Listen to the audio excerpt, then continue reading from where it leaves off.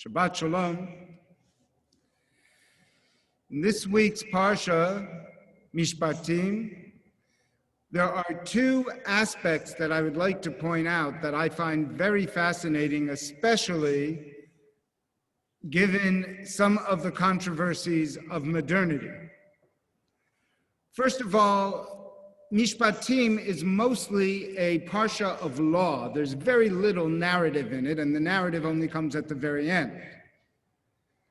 And within this law, the Torah is replete with crimes for which one gets the death penalty.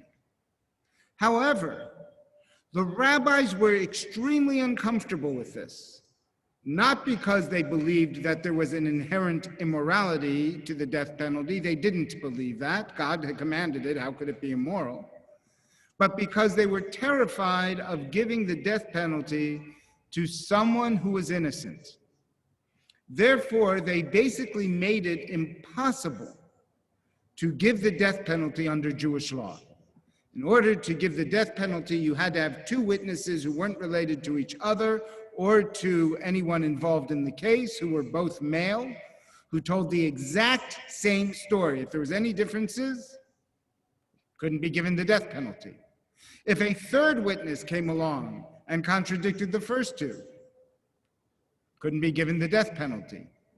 And in case the point was not made clear enough, one rabbi even went so far as to say that the two witnesses had to have the same height and the same voice, in case you weren't clear on what the rabbis were trying to say. And in case you still weren't clear, another rabbi, Rabbi Akiva, said that a court that gives a death penalty only once in 70 years has blood on its hands. So even though the Torah is replete with the death penalty, the rabbis basically legislated the death penalty out of Jewish law.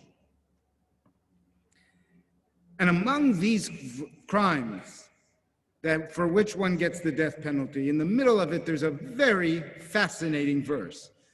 V'chi yinatzu anashim v'nagfu isha hara v'yatzu yiladeha v'lo yiyeh ason anosh ye'anesh ka'asher yasit alav bal ha'isha v'natan biflilim.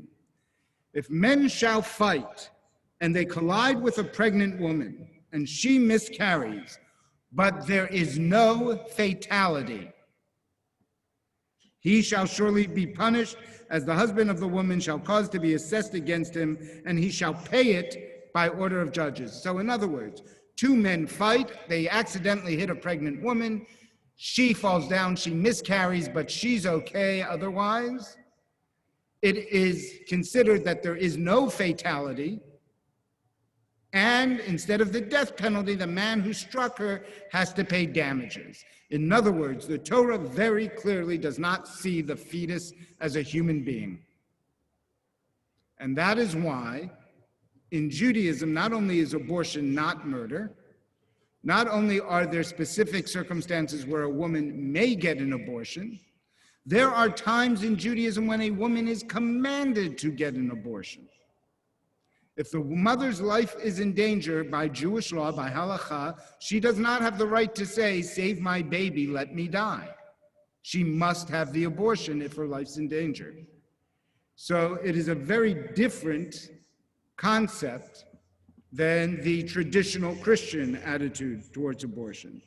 So I wanted to point these two aspects out. We will now continue with our Torah reading, Parashat Mishpatim, on page 416.